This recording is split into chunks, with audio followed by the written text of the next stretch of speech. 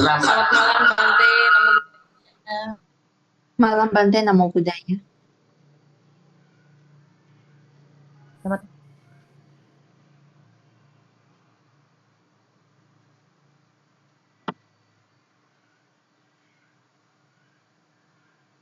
Iya. Halo, Ya, selamat malam Bante, Namo Buddhaya. saya Namo dimulai saya. Nama budaya Bante. Budaya, Bu. Namo Buddhaya Bante. Aja, Bu Mary. Iya Bante, suaranya putus-putus.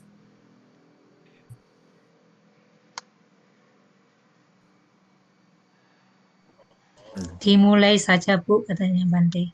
Oke, baik. Selamat malam Bante, Ayah, Yang Luhur, dan teman-teman semua. Namo Sang Yang Adi Budaya, Namo Buddhaya. Namo Pada Buddhaya. hari ini kita lanjutkan presentasi yang akan dibawakan oleh kelompok 5 dengan judul Manajemen Kurikulum pada Lembaga Pendidikan Buddhis. Untuk itu, kepada kelompok 5 kami persilahkan.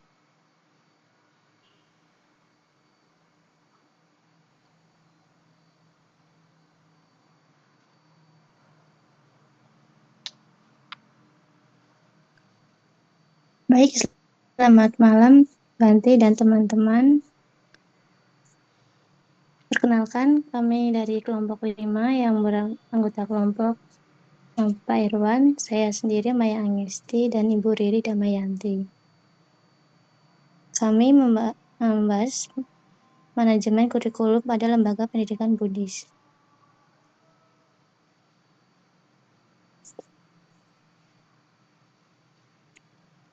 Pengertian manajemen kurikulum yaitu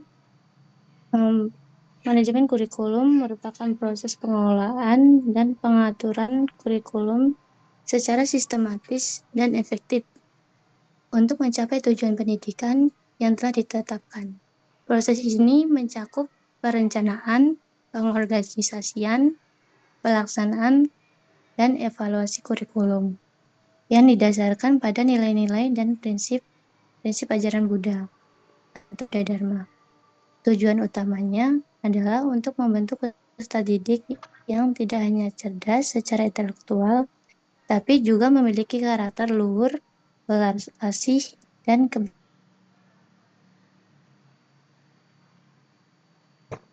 kebijaksanaan sesuai dengan ajaran Buddha. Tujuan manajemen kurikulum pendidikan Buddha yaitu yang pertama, menginternalisasi nilai Buddha Dharma, memastikan peserta didik memahami, menghayati, dan mengamalkan nilai-nilai seperti kejujuran, kasih sayang atau metta, belas asih atau karuna, kesabaran, dan kebijaksanaan dalam kehidupan sehari-hari. Yang kedua, mengembangkan pemahaman tentang ajaran Buddha, yaitu membekali peserta didik dengan pengetahuan yang benar dan komprehensif tentang sejarah Buddha, kitab suci Tripitaka, filosofi Buddha, dan praktik-praktik spiritual Buddhis.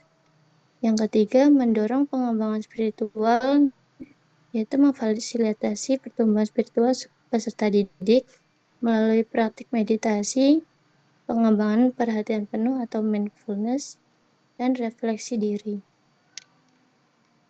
Yang keempat, membentuk karakter yang harmonis, yaitu membantu peserta didik mengembangkan keseimbangan emosional, sosial, dan spiritual, sehingga mampu hidup harmonis dengan diri sendiri, orang lain, maupun lingkungannya. Yang kelima, mempersiapkan kehidupan yang bermakna, yaitu membantu peserta didik memahami tujuan hidup menurut ajaran Buddha, dan bagaimana menjalani kehidupan yang bermanfaat bagi diri sendiri dan orang lain. Yang keenam, mengintegrasikan ajaran Buddha dengan pengetahuan umum, yaitu menghubungkan nilai-nilai dan prinsip-prinsip Buddha, Dharma, dengan mata pelajaran umum, sehingga tercipta pendidikan yang holistik. Prinsip-prinsip manajemen kurikulum pendidikan Buddha, yakni berpusat pada Dharma. Seluruh aspek kurikulum, mulai dari tujuan, isi, metode, hingga evaluasi, harus selaras dengan ajaran Buddha. Pengembangan holistik, kurikulum dirancang untuk mengembangkan seluruh potensi peserta didik meliputi aspek intelektual, emosional, sosial, dan spiritual. Pembelajaran aktif dan kooperatif, proses pembelajaran mendorong peserta didik untuk aktif bertanya, berdiskusi, merenungkan ajaran, dan mengaplikasikan dalam kehidupan. Keteladanan guru. Guru sebagai praktis dhamma memiliki peran penting dalam memberikan contoh perilaku yang sesuai dengan ajaran Buddha.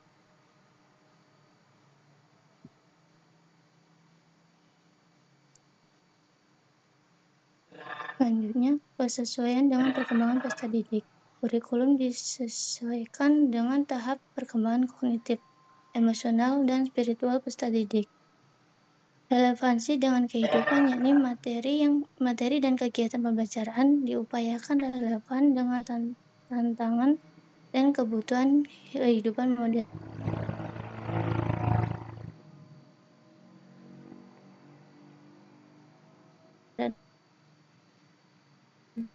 Dengan tetap berlanjut diadaptasikan sesuai dengan konteks lokal, kebutuhan spesifik lembaga pendidikan. Evaluasi yang komprehensif, yaitu evaluasi tidak hanya mengukur pemahaman kognitif, tetapi juga perkembangan karakter praktik spiritual dan kemampuan mengaplikasikan ajaran dalam kehidupan Buddha.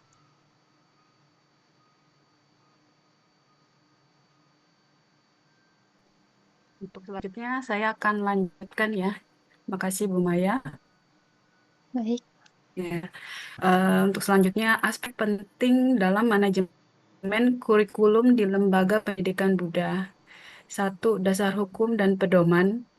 Lembaga pendidikan Buddha di Indonesia mengikuti peraturan perundang-undangan pendidikan nasional seperti Undang-Undang Sistem Pendidikan Nasional.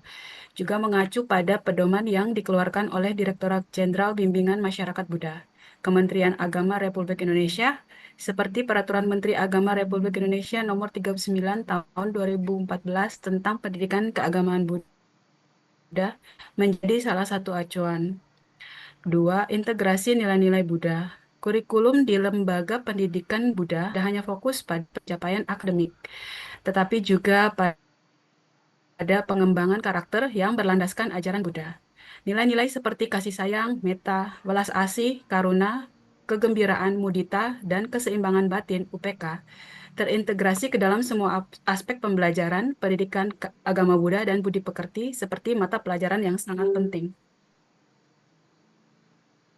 Next. Untuk salah satu contoh-contoh yang berhubungan dengan Buddhanya itu adalah dari Dhammapada kita ambil ya, yaitu bab 1, contohnya yaitu bab 1 Yamaka Wago, ayat 1 dan 2 yang menekankan bahwa pikiran adalah pelopor dari segala sesuatu. Pikiran yang buruk akan membawa penderitaan, sedangkan pikiran yang bersih akan membawa kebahagiaan. Tak ada bab 4 Pandita Wago, ayat 76 menekankan pentingnya bergaul dengan orang bijaksana dan menghindari orang bodoh. Juga ada Sutta Lohica Sutta, Digha Nikaya 12. Sang Buddha memberikan nasihat kepada seorang Brahmana bernama Lohica mengenai etika seorang guru dan pentingnya berbagi pengetahuan yang telah dicapai. Serta ada Silgalawada Sutta, Digha Nikaya, Sutta tentang etika sosial,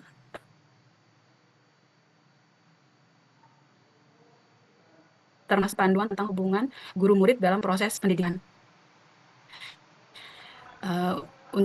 Aspek penting lainnya adalah jenis lembaga pendidikan. Terdapat berbagai jenis lembaga pendidikan Buddha, mulai dari sekolah minggu Buddhis atau SMB, hingga perguruan tinggi. Setiap jenjang pendidikan memiliki kurikulum yang disesuaikan dengan kebutuhan dan perkembangan peserta didik. Dhammaseka menjadi salah satu bentuk pendidikan agama Buddha. 4. Manajemen kurikulum. Manajemen kurikulum di lembaga pendidikan Buddha mencakup perencanaan, pengembangan, implementasi, dan evaluasi. Perencanaan kurikulum melibatkan penyusunan silabus, rencana pembelajaran, dan materi ajar yang relevan relevan. Pelaksanaan kurikulum melibatkan kegiatan pembelajaran di kelas, kegiatan ekstrakurikuler, dan praktik keagamaan. Evaluasi kurikulum dilakukan secara berkala untuk memastikan efektivitas pembelajaran dan pencapaian tujuan pendidikan. Kayaknya kelewat satu halaman ya. Oh, 5. Tantangan dan upaya pengembangannya.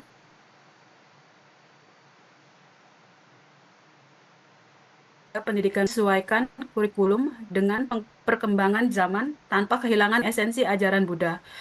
Upaya pengembangan kurikulum terus dilakukan melalui pelatihan guru, pengembangan materi ajar, dan pemanfaatan teknologi informasi.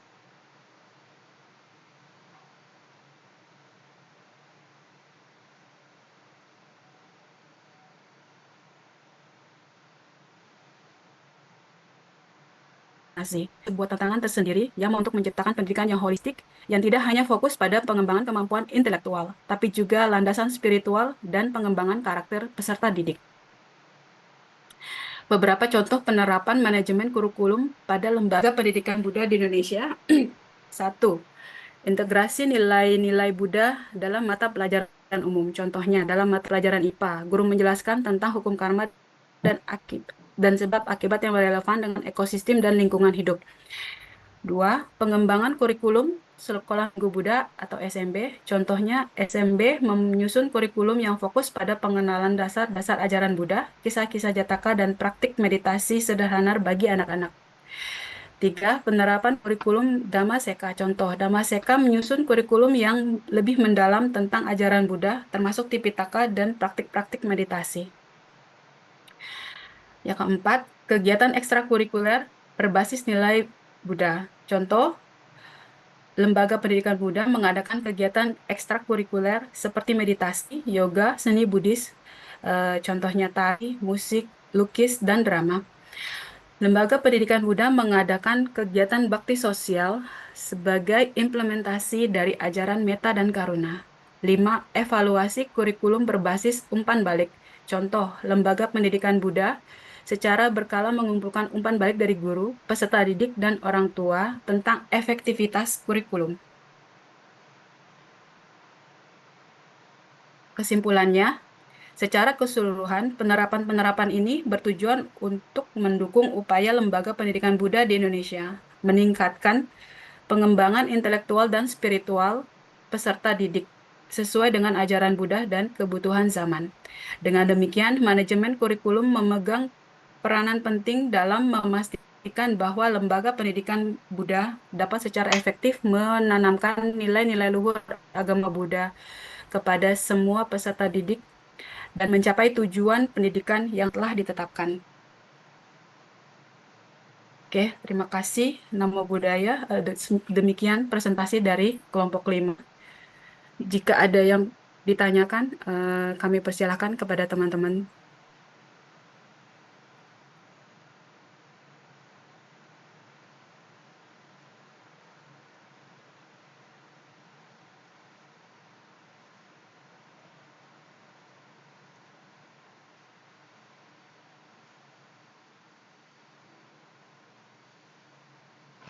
Baik, terima kasih kepada kelompok 5. Di sini yang hadir hanya 2 ya, betul ya, Bu Riri dan Bu Maya ya? Iya, betul. Pak Irwan Iya, tak betul bisa banget. dihubungin. Pak Irwan kenapa? Tak bisa dihubungin. Oh, nanti masih kuliah nggak ya? Oke, baik. Terima kasih kepada Ibu Maya dan Ibu Riri. Mungkin saya izin bertanya ya, mengawali diskusi pada malam hari ini. Saya tertarik kepada tantangan dan upaya pengembangan. Saya share screen lagi sebentar.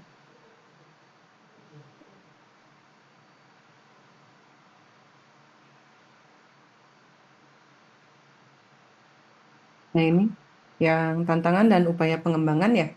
Salah satu tantangan dalam manajemen kurikulum di Lembaga Pendidikan Buddha adalah menyesuaikan kurikulum dengan perkembangan zaman tanpa kehilangan esensi ajaran Buddha. Upaya pengembangan kurikulum terus dilakukan melalui pelatihan guru, pengembangan materi ajar, dan pemanfaatan teknologi informasi. pertanyaannya adalah bagaimana atau apa contoh konkret yang bisa dilakukan untuk penyesuaian kurikulum yang terus berkembang dan terus berubah ini tanpa kita kehilangan esensi ajaran dari Buddha. Saya minta contoh konkretnya ya. Lalu untuk yang kedua, bagaimana cara melakukan pelatihan terhadap guru? Apakah akan dilakukan suatu badan litbang seperti penelitian dan pengembangan atau langkah apa yang harus dilakukan? Mungkin dua itu aja dulu. Kami persilakan.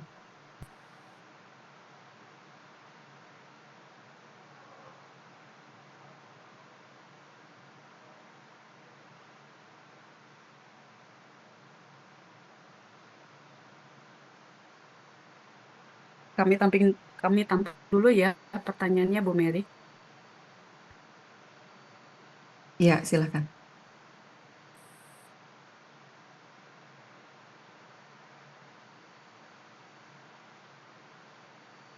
Izin, selamat malam. Izin bertanya tadi untuk yang Bu Mary tadi pertanyaannya langkah apa tadi Bu Mary? Yang kedua ya.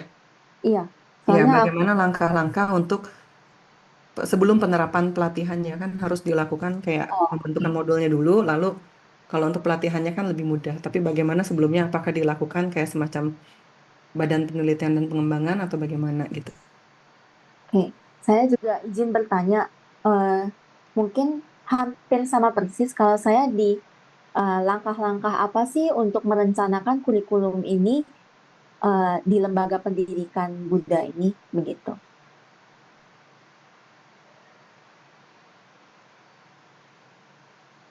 Itu Bu Nini. Kalau yang Bu Mary tadi untuk yang SDM-nya ya Bu ya?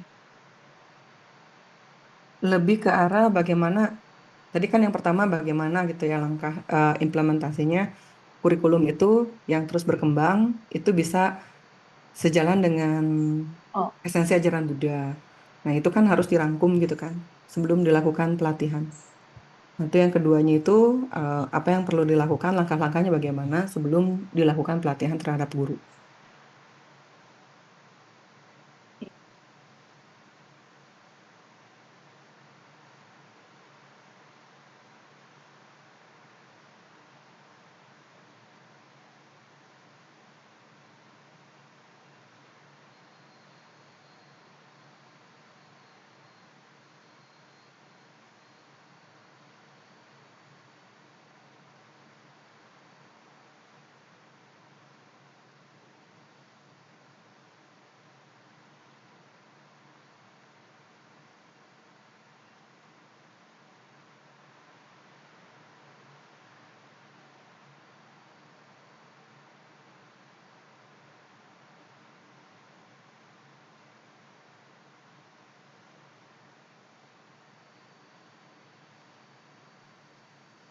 Nama budaya ya. Nama Ya. budaya yang luhur. Yang luhur. Izin bertanya kepada kelompok Bu Riri dan Bu Maya.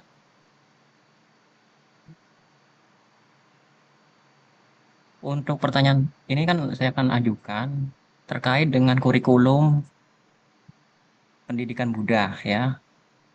Saat ini kita telah mengetahui bersama ada kurikulum yang terbaru yaitu Deep Learning.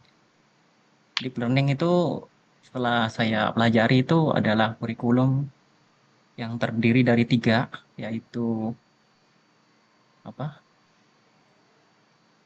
Mindful learning atau pendidikan yang berkesadaran seperti itu. Kemudian yang kedua, meaningful learning, yaitu pendidikan yang bermakna. Dan yang terakhir, joyful learning atau pendidikan yang menggembirakan untuk peserta didik. Jadi ketiga komponen ini saya ingin bertanya apakah dalam kurikulum tersebut bisa bagaimana nilai-nilai dan prinsip-prinsip Buddha Dharma diintegrasikan ke dalam kurikulum deep learning dalam pendidikan Buddha. Seperti itu.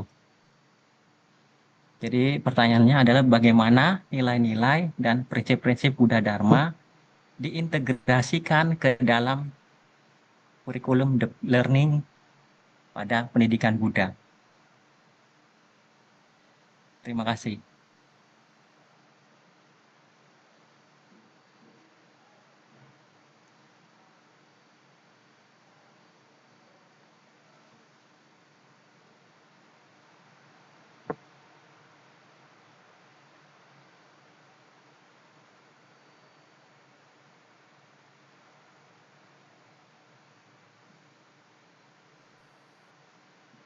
Mohon maaf sebelumnya. Hmm, Untuk pertanyaan-pertanyaan dari teman-teman ini, kalau misalnya ada teman-teman dari kelompok lain bisa membantu, bisa bisa tolong dibantu juga, karena ya saya terus terang saya backgroundnya kan tidak ada background yang bergerak di bidang manajemen ini. Ini benar-benar hal baru bagi saya untuk eh,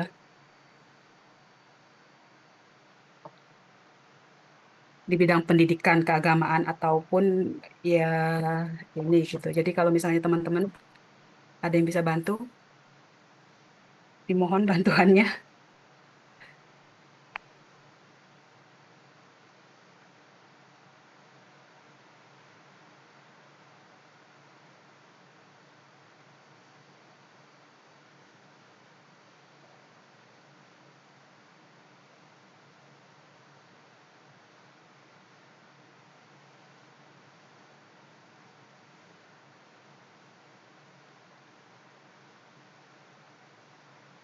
Iya, mungkin kita semua sama-sama masih baru belajar ya. Yang tadi kami tanyakan juga sebenarnya yang kami kurang pahami gitu kan. Tapi kalau ada yang teman-teman lain mau mencoba untuk membantu menjawab, walaupun jawabannya tidak harus selalu benar, boleh ya kita diskusi bersama gitu. Jadi ini bertanya bukan karena menguji ya, bertanya tapi karena memang ingin berdiskusi. Eh, Selamat malam, Bante. Selamat malam, teman-teman yang luhur. Sama Nera, sama Neri, saya akan coba untuk membantu menjawab. Tapi ini sepengetahuan saya tentang apa yang tadi ditanyakan oleh yang terakhir siapa ya, yang deep learning itu. Saya akan coba menjawab. Ya, mungkin ini pengetahuan saya saja. Kalau tadi dikatakan bahwa deep learning itu kan ada 3 elemen utama ya, berarti yang meaningful learning, lalu juga itu ada yang namanya mindful, sama joyful. Ketiga ini sebenarnya itu adalah sangat berkaitan banget dengan apa yang disebut dengan manajemen agama Buddha, pembelajarannya ini. Kenapa saya katakan itu sangat terkait? Pertama, di dalam pembelajaran agama Buddha itu sendiri, itu adalah sesuatu yang segala sesuatu itu adalah kalau kita boleh sebut itu ehipasiko. Jadi anak-anak itu diajak atau kita semua itu diajak untuk mengetahui secara konkret. Jadi apapun yang diberitahukan atau apapun yang disampaikan oleh guru atau yang mengajar, nah itu pastinya melalui satu tahapan konsep-konsep apa sih yang ingin disampaikan dan itu adalah terkaitannya dengan ehipasiko itu sendiri. Nah, jadi kita harus bisa memahami dari sisi atau sudut pandang sebenarnya apa yang ingin disampaikan. Nah, itu adalah satu keterkaitan ya. Nah, lanjutnya itu adalah kalau kita bicara secara mindful learning. Mindful learning itu sendiri kalau saya boleh kaitkan sebenarnya itu sesuatu yang berhubungan dengan fokus atau konsentrasi. Jadi secara semua yang diajarkan oleh guru harusnya itu adalah sesuatu yang sangat terkait dengan kehidupan yang ada gitu loh dalam kesehariannya kita. Jadi dalam pembelajaran itu sendiri karena ini adalah deep learning, berarti guru itu harus bisa memberikan satu contoh-contoh atau memberikan masukan-masukan kepada anak didiknya itu dari sudut pandang, oke, kalau tadi dikatakan bahwa yang pertama itu adalah Ehipasiko melihat sendiri, yang kedua ini setelah dia fokus atau setelah dia tahu, dia bisa mengalami satu proses pengalaman. Jadi dia tahu apa sih sebenarnya konsep yang diterangkan oleh sang guru.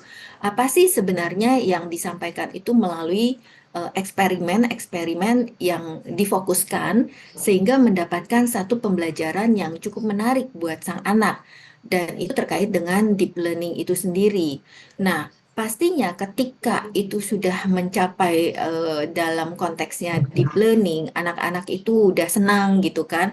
Anak-anak itu tahu, oh ternyata seperti ini. Seperti kita aja orang dewasa, ketika kita nggak mengerti suatu hal, kita akan terbingung-bingung. Tetapi ketika kita sudah mengerti atau kita paham, pasti kita bilang, oh ternyata kayak gini loh. Nah ini pun sama. Jadi itu yang menyebabkan anak-anak juga menjadi apa tertarik gitu ya, tertarik untuk lebih mendalami atau merasakan bahwa oh ternyata kayak sains ya. Kalau sains ada prosesnya, ini akhirnya seperti begini dari konsekuensinya, dari tadinya sebabnya seperti ini, akibatnya seperti ini, dan seterusnya. Nah, itu adalah suatu ke apa tergantungan, bukan tergantungan, keterkaitan antara satu dengan yang lainnya, dan akhirnya itu menciptakan deep learning itu sendiri. Nah, itu sih yang bisa saya coba untuk sampaikan secara yang saya ketahui. Terima kasih. Terima kasih Bu Iing atas penjelasannya. Terima kasih banyak Bu Iing atas bantuannya. Sama-sama, itu yang saya tahu ya Bu Riri. Sangat membantu sekali. Karena saya benar-benar awam sekali soal ini gitu.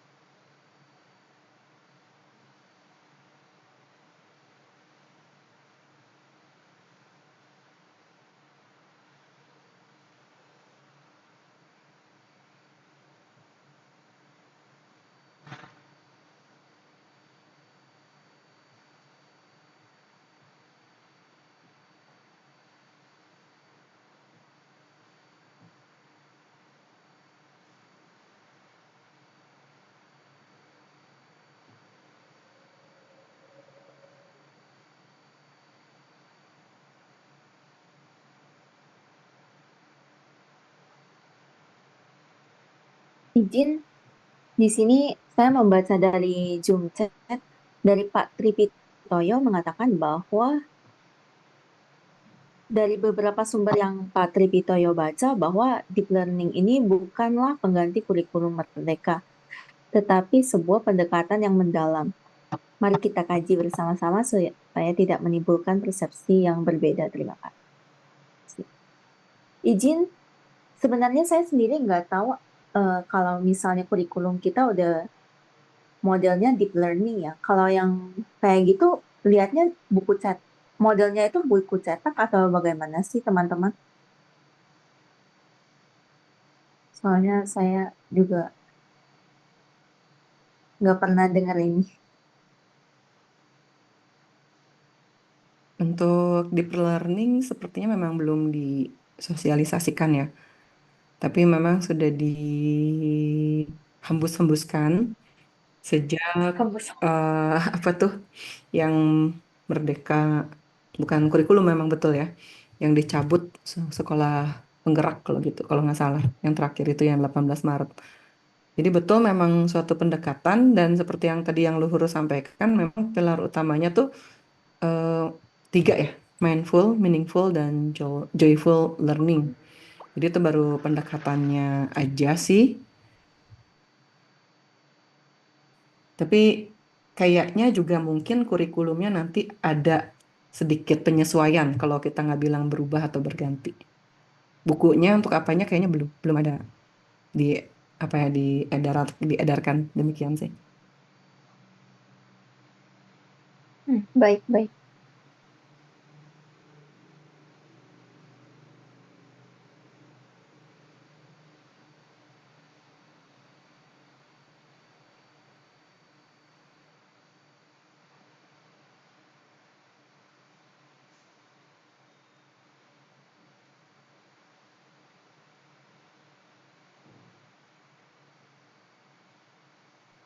Teman-teman yang lain boleh ya ikut bergabung. Walaupun yang kita sampaikan mungkin belum tepat atau masih keliru, tapi tidak apa-apa. Kita berdiskusi saja di sini.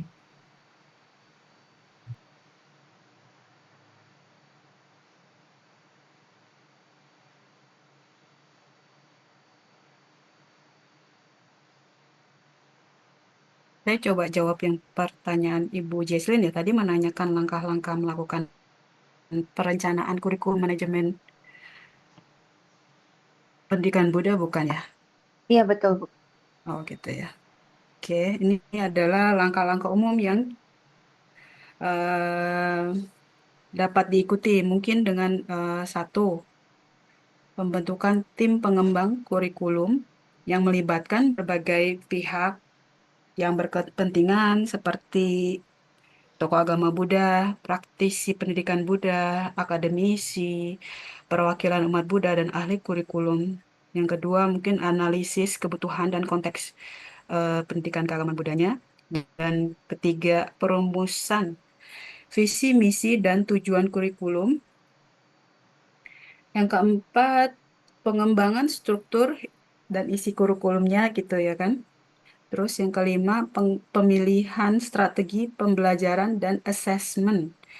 Yang keenam, implementasi kurikulum. Yang ketujuh, evaluasi dan revisi kurikulumnya. Seperti mungkin ini kan yang apa kurikulum Merdeka mungkin udah sampai di bagian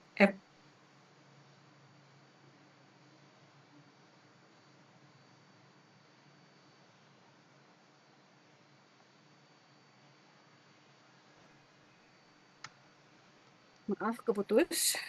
Iya.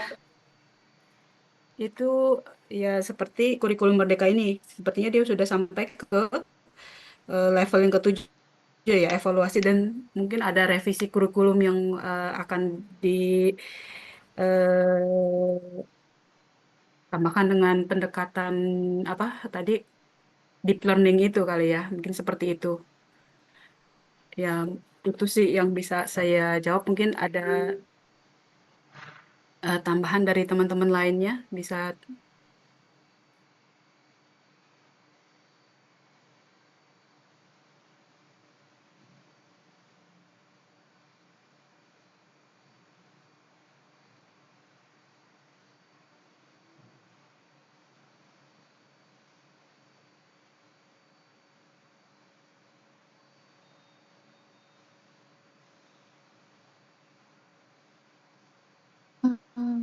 Saya mau coba menjawab dari pertanyaan Bu Mary yang contoh konkret upaya pengembangan kurikulum manajemen agama Buddha.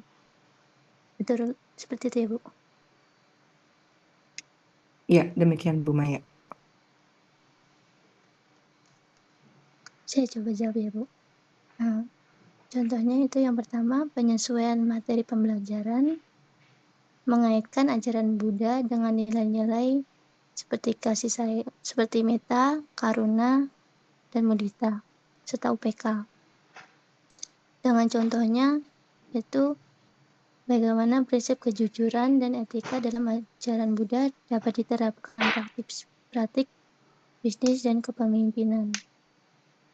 Yang kedua, pengembangan metode pembelajaran, yakni menggunakan simulasi atau bermain peran atau role playing Yang ketiga, penguatan aspek praktis, melibatkan peserta didik dalam hal-hal proyek-proyek yang kita buat yang berfokus pada penerapan prinsip manajemen Buddhis dalam konteks sosial atau organisasi tertentu. Yang keempat, menambahkan kompetensi spesifik, yaitu mengembangkan pemahaman tentang konsep kepemimpinan yang melayani, berempati, dan berorientasi pada kesejahteraan bersama, yang terinspirasi dari ajaran Bodhisattva. Dan yang terakhir yaitu evaluasi serta pengembangan berkelanjutan. Baik, seperti itu, Bu Mary.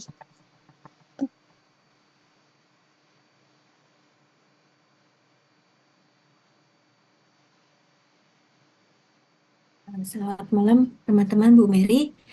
Bu Maya, izin saya kalau boleh menambahkan sedikit apa yang ditanyakan oleh Bu Mary.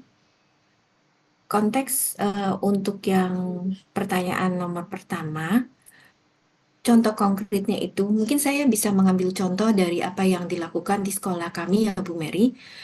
Kalau di sekolah kami itu sendiri, tadi yang disampaikan oleh Bu Maya itu adalah benar. Maksudnya itu benar adalah di tempat kami bahwa kami mempunyai value atau nilai yang ingin kami kembangkan di sekolah itu adalah Metta Karuna Mudita dan UPK. Nah, caranya seperti apa? Caranya itu adalah bahwa kami ini mungkin akan jawabannya juga akan terkait dengan yang nomor 2. Jadi caranya adalah bahwa pada dasarnya dari kami itu adalah warga sekolah. Jadi warga sekolah itu dari yayasan, dari kepala sekolah, dari guru, lalu kemudian kita ke bawah, berarti itu ada yang namanya security, ada yang namanya kebersihan lingkungan dan sebagainya. Nah, itu adalah menjadi satu kesatuan. Nah, ketika kita berbicara mengenai bagaimana kita mengaplikasikan keempat nilai-nilai yang sudah kita ingin tanamkan kepada anak, itu dimulai dari semua warga sekolah. Jadi dari yayasan itu sendiri sudah menanamkan satu visi dan misi bahwa ini loh yang harus dilakukan, ini loh yang harus dijalankan dan dipraktekkan untuk anak-anak. Lalu bagaimana supaya kita bisa jalankan? Artinya ketika kita ingin jalankan berarti ada model, ada panutan yang harus dicontoh. Nah, panutan itu sendiri adalah sang guru. Nah, sang guru itu bukan hanya guru yang menjadi guru, tetapi semua warga sekolah itu adalah guru. Artinya ketika mereka itu adalah guru, jadi setiap anak yang melakukan suatu, bukan kesalahan ya, tetapi karena dia belum mengerti, makanya semua orang itu harus terlibat. Contoh yang paling simpel di tempat kami punya yang namanya suster sekolah. Nah, ketika anak itu datang ke klinik sekolah, lalu dia ingin berobat ke suster sekolah, dan ketika dia hanya buka pintu saja tanpa mengetuk pintu, itu secara otomatis suster sekolah akan mengatakan, coba kamu keluar pintu lagi dan kamu ketok pintu baru saya akan melayani kamu. Nah, itu adalah salah satu contoh di mana semua komponen yang ada di sekolah itu mau bekerja sama dan sebagai kepala sekolah ataupun mereka-mereka pejabat yang ada di sana itu juga tidak mengatakan bahwa anak itu benar gitu loh. Jadi mereka akan support suster itu mengatakan hal yang benar. Jadi anak harus keluar pintu dan dia harus mengetuk pintu dulu, mengucapkan bahwa oke, saya butuh bantuan suster, saya harus ini dan itu, tadi saya jatuh dan sebagainya. Nah, itu adalah satu bentuk bahwa mereka itu tahu bahwa mereka harus menghargai orang, mereka harus punya sopan santun. Nah, ketika itu sudah berjalan, itu pun terjadi pada saat misalkan ada anak yang ketika datang sekolah itu dia masih dalam artian moodnya nggak bagus. Nah, ada security yang membantu dia untuk turun dari mobil atau menjemput dia dari orang tuanya, karena memang di tempat kami itu steril. Maksudnya orang tua tidak bisa masuk ke dalam area sekolah. Nah, ketika si anak itu dijemput dan sampailah kepada kelas atau diserah terimakan kepada guru, nah itu pun sang guru biasanya akan meminta si anak untuk mengucapkan terima kasih. Nah, di situ udah mulai lagi terbentuk lagi value yang ada yang kita inginkan. Nah, seperti apa sih misalnya kayak cinta kasih? Ketika kita melihat ada sesuatu yang kita katakan bahwa makhluk hidup. Kebetulan kembali lagi bahwa sekolah kami itu menerapkan semua anggota sekolah, warga sekolah itu harus bervegetarian ketika pada saat jam sekolah. Nah, mereka sudah tahu bahwa makhluk hidup itu adalah sesuatu yang harus disayang. Nah, kita juga mengajak atau meminta anak-anak itu berbuat sesuatu kepada makhluk hidup. Nah, itu bagian dari mana sang anak juga mengerti bahwa yang namanya cinta kasih itu bukan hanya cinta seorang ayah ibu kepada anak, tapi itu juga diwujudkan dalam artian bahwa mereka juga bisa loh mencintai teman-teman mereka. Kalau pas mereka ada yang jatuh, sakit, mereka akan kasih tahu, udah nanti kita ajak ke klinik, misalnya seperti itu. Nah, itu bagian dari cinta kasih. Kita juga pernah mengadakan bahwa si apa namanya kita masuk ke dalam kurikulum Merdeka. Kalau kita bicara kurikulum Merdeka pasti ada yang namanya P5 ya. P5 itu apa namanya pelajar Pancasila ya. Nah, itu kita akan juga kaitkan di sana. Ketika kita kaitkan, kita bilang kita akan mengadakan yang namanya apa wirausaha kecil-kecilan. Wirausaha ini kita mengajak anak-anak bagaimana caranya mendapatkan funding atau mendapatkan uang agar kita bisa memperoleh dana. Lalu kita akan coba ajak anak-anak apa nih yang bisa kita lakukan. Saat itu kami melakukannya adalah pernah kami melakukan ke shelter yang anak-anak anjing yang dibuang atau anjing-anjing yang tidak diinginkan oleh pemiliknya. Itu kita pernah lakukan. Kita juga pernah melakukan dengan wirausaha ini, kita mengajak anak-anak ikut terlibat dan memberikan empati mereka dalam bentuk konser mini. Yaitu dengan adanya konser mini ini, itu banyak sekali yang bisa kita gali dari anak-anak. Contohnya, mereka bisa ada teamwork, mereka bisa ada yang namanya menghargai, mereka ada yang namanya senang melihat orang lain juga bahagia. Karena ketika mereka berlatih itu dengan sungguh-sungguh, akhirnya konser ini diadakan, kita menjual tiket dan tiket ini kita berikan uangnya kepada mereka-mereka anak-anak yang sakit kanker. Jadi itu adalah bagian yang langsung kita praktekkan. Jadi kita tidak menghilangkan esensi yang disampaikan oleh apa namanya guru kita dalam artian tadi Meta Karuna Mudita dan UPK. Lanjutnya bagaimana sih sebenarnya? Nah, itu yang penting. Jadi guru-gurunya semua ini itu tadi contoh kecil ya yang ada apa sebagian yang kita lakukan. Lalu pada saat kita bicara guru karena mereka model, kita pastinya harus menyusun satu barometer. Apa sih SOP yang harus disampaikan kepada guru? Itu tidak mudah, sangat tidak mudah. Karena kalau kita bicara guru, guru adalah seseorang yang sangat mempunyai pengetahuan luar biasa dan mereka itu adalah orang-orang yang cerdas, tetapi mereka mempunyai karakter yang sangat berbeda. Jadi mereka punya keinginan sendiri-sendiri, prinsip mereka juga berbeda gitu kan. Nah, ini yang harus kita satukan, ini yang harus kita samakan melalui apa? Melalui, nah yang tadi wadah daripada yayasan bahwa ini loh visi dan misinya kita. Lalu kita adakan training. Nah, training yang selalu kita angkat biasanya itu mencakup misalnya grateful atau compassion atau sesuatu yang berhubungan dengan nilai-nilai yang ada di sekolah kami. Lanjutnya bagaimana caranya supaya guru itu juga mempunyai benih-benih yang ingin juga mereka sampaikan kepada anak-anak. Nah, ketika sekolah kami belum terlalu besar, kami mengadakan yang namanya pergi ke satu panti asuhan atau kemarin kita pergi berkunjung untuk membedah rumah. Jadi mereka tahu gitu loh bahwa ternyata di luar sana banyak sekali orang-orang yang perlu dibantu. Atau kita mengajak guru-guru itu untuk pergi, kami pernah mengadakan juga seperti halnya menanam apa tuh namanya tuh yang supaya nggak longsor itu tanaman apa tuh yang yang taruh di tepi pantai itu, saya lupa apa ya. Nah, apa Bu? Mangrove ya. Bu. Iya, iya, mangrove, betul, betul, betul. Saya nggak lupa. Nah, jadi kita ajak gitu loh. Ternyata kita juga bisa melihat bahwa kehidupan orang-orang di sekitar yang ada di sekitar kita, walaupun kami berada di kota gitu kan, tapi di daerah dekat sekitar kita itu kena rob, lalu mereka juga apa namanya hidupnya di rumah-rumah panggung yang diberikan oleh Pak Prabowo. Nah, itu banjir itu setiap saat. Jadi mereka guru-guru itu ketika melihat bahwa betapa mereka itu sangat beruntung, mereka itu adalah guru-guru yang kami-kami semua ya, bukan cuma guru-guru, tapi kami semua itu beruntung masih mendapatkan berkah untuk bisa berkehidupan yang baik lah ya. Nah, itu juga membuat mereka jadi mudah untuk mencurahkan atau berbagi pengalaman kepada anak-anak.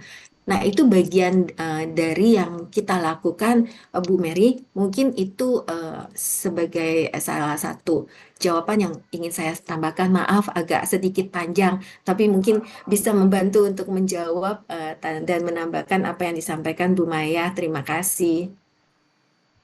Ya, baik. Terima kasih Bu Maya sebelumnya telah menjawab dan Bu Iing yang sudah menambahkan. Jadi yang untuk pertanyaan nomor 1 itu udah lengkap sekali ya, contoh konkretnya dilakukan di sekolahnya Bu Iing. Dan itu juga bisa menjadi contoh untuk sekolah-sekolah lain. Dan untuk pelatihannya itu sudah sangat jelas. Dan bentuk-bentuk seperti guru diajak melihat ini ya, kayak melakukan kegiatan-kegiatan sosial untuk melihat betapa mereka memiliki berkah dalam dirinya. Nah, pertanyaan yang kedua itu sebenarnya sebelum sebelum diberikan kepada guru-guru pelatihannya, saya ingin tahunya tuh apakah yayasan tuh membuat suatu konsep tersendiri sehingga terbentuklah guru-guru harus melakukan pelatihan ini atau guru-guru harus dibawa ke panti asuhan, harus ikut dalam kegiatan bedah rumah. Nah, sebenarnya itu ya sih yang ingin saya tanyakan gitu, karena sebagai pengelola, sebelum kita melakukan pelatihan kepada guru, tentu saja kita harus mengkonsepkan. Makanya tadi saya mengatakan apa kita perlu membuat semacam lead bank gitu, tapi tidak apa-apa, mungkin ada yang bisa membantu untuk menyusun, karena untuk menyusun model pelatihan ini sangat sulit ya, terutama sesuai dengan kebutuhan sekolah dan sesuai dengan karakteristik para guru. Tapi terima kasih banyak sebelumnya. Maaf Bu Mary, kalau boleh saya menambahkan, itu benar Bu Mary. Jadi di awalnya sebagai kepala sekolah, biasanya kepala sekolah akan terlibat langsung dan duduk bareng dengan yayasan.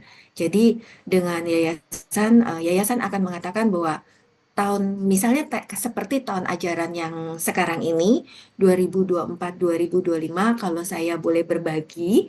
Nah, kebetulan memang PIC-nya itu adalah di unitnya kami gitu ya. Jadi kami mencoba untuk mengangkat proposal kepada yayasan kira-kira apa sih yang akan kami sampaikan kepada guru-guru. Nah, saat itu tema yang kita angkat itu adalah apa harmony in education.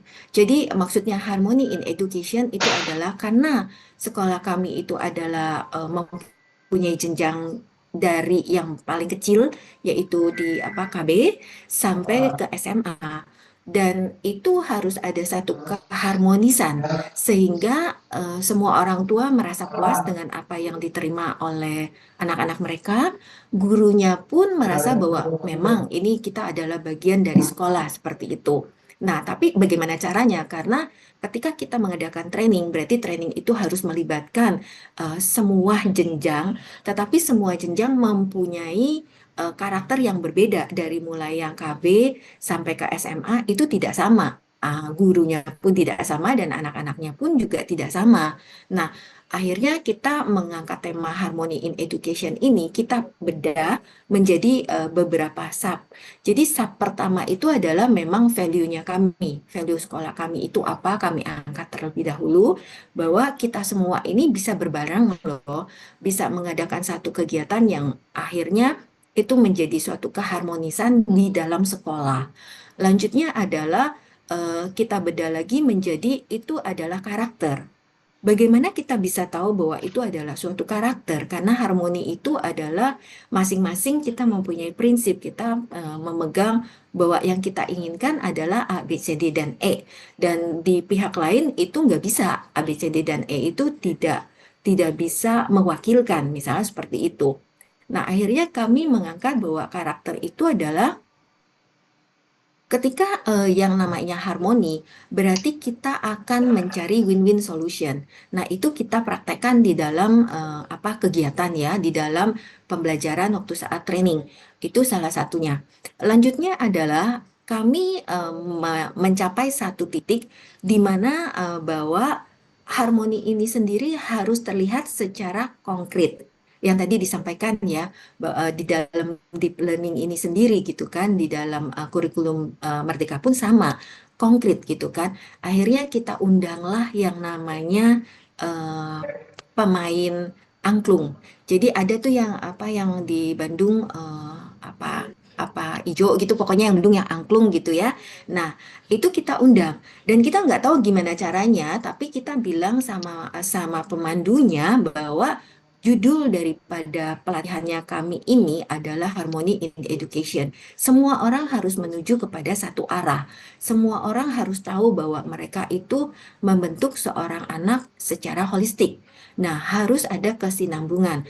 Nah, akhirnya terbentuklah bahwa kita memainkan angklung dan itu dipandu oleh seorang pemandu yang dari memang profesional itu sendiri, menghasilkan musik yang sangat harmonis sehingga semua orang tidak bisa melupakannya. Sampai hari ini mereka selalu mengatakan bahwa training ini cukup luar biasa karena membuat mereka mengatakan bahwa ternyata dari yang tidak bisa, karena tidak semua orang yang bisa main angklung, sampai akhirnya mereka bisa bermain bersama dengan lagu yang harmonis, menghasilkan satu instrumen dan juga lagu yang membuat mereka cukup antusias dan puas seperti itu, Bu Mary. Nah, itu memang harus duduk bersama, harus dibedah dan memang cukup memakan waktu ya, karena kita harus melihat karakteristik dari masing-masing level dan apa saja yang dibutuhkan, dan pastinya kita juga harus mengundang satu narasumber yang bisa merangkul dan merangkum semua materi dari mulai yang anak usia dini sampai anak SMA. Seperti itu Bu Mary, kalau boleh saya berbagi sedikit tentang apa yang sudah kami lakukan di sekolah. Terima kasih. Baik, terima kasih Bu Iing, sudah sangat jelas. Silakan kelompok 5 untuk melanjutkan. Sudah banyak diskusi di kolom chat.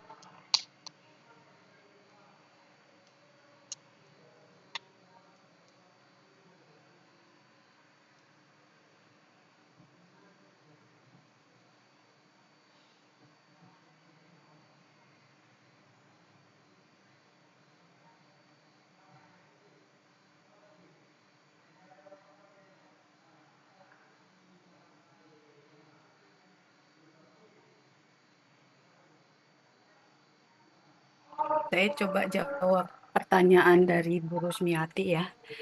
Karena saya bukan orang yang bergerak di bidang pendidikan, sama sekali tidak ada hubungannya. Jadi saya mencari tidak ada contoh konkret yang bisa saya eh, informasikan. Tidak seperti Ibu Iing yang benar-benar terjun ke lapangan gitu. Jadi saya carinya dari internet. Ini jawaban yang bisa saya berikan untuk pertanyaan Ibu Rusmiati. Untuk evaluasi dan revisi kurikulum itu eh, bisa dilakukan dengan pengumpulan data melalui umpan balik. Caranya ya mengumpulkan umpan balik seperti dari berbagai pihak seperti guru, siswa, orang tua, dan tokoh agama Buddha. Contoh spesifiknya itu survei online atau offline dengan cara membagikan kuesioner kepada siswa dan guru untuk menilai efektivitas materi ajar, metode pembelajaran, dan relevansi nilai-nilai Buddha. Terus yang kedua, wawancara terstruktur, melakukan wawancara mendalam dengan perwakilan siswa, guru, atau orang tua untuk mendapatkan masukan yang lebih detail. Serta ada diskusi kelompok yang terfokus dengan mengundang guru, siswa, dan tokoh agama Buddha untuk membahas kekuatan dan kelemahannya kurikulum. Yang kedua, untuk dengan menganalisa hasil pembelajarannya, caranya menilai hasil belajar siswanya itu kita bisa lihat apakah tujuan kurikulumnya sudah tercapai. Contohnya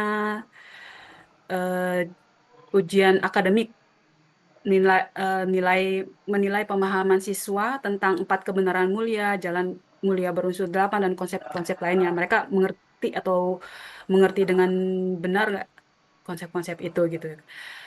Terus ada portofolio siswa, kita mengumpulkan karya tulis, proyek atau refleksi siswa untuk menilai internalisasi nilai-nilai Buddha seperti meta, cinta kasih, karuna, welas asih, dan panya, kebijaksanaan.